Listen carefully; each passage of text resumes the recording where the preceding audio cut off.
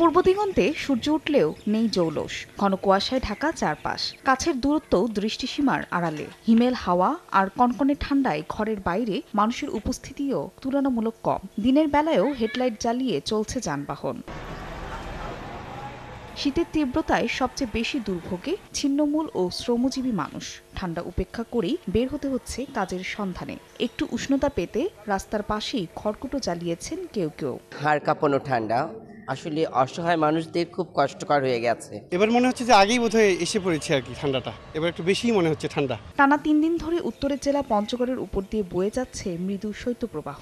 সর্বনিম্ন তাপমাত্রা তেঁতুলিয়া ও চুয়াডাঙ্গায় রেকর্ড করা হয়েছে 9.3 ডিগ্রি সেলসিয়াস। সন্ধ্যার পর থেকে অনেক শীত থাকে এবং সকাল 8টা আবার 9টা 10টা পর্যন্ত। দিনের বেলা গরম থাকে এবং রাত্রে ঠান্ডা লাগে। জবুথবু শীতে বেড়েছে ঠান্ডাজনিত রোগের প্রকোপও।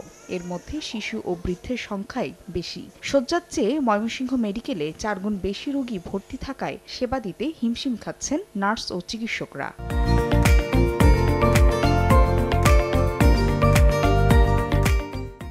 আজকে 14 দিন ধরে জ্বর, হঠাৎ করে জ্বর হচ্ছে, আর কোনো সমস্যা নেই, শুধু জ্বরই। জ্বর ঠান্ডা, তারপর শুক্রবার সারাদিন দেখে তারপর সন্ধ্যার সময় এখানে ভর্তি হই। খুব বেশি প্রয়োজন না হলে বের না হওয়া এবং তাদেরকে গরম যার যতটুকু সামর্থ্য আছে বাচ্চাদেরকে উষ্ণ রাখা।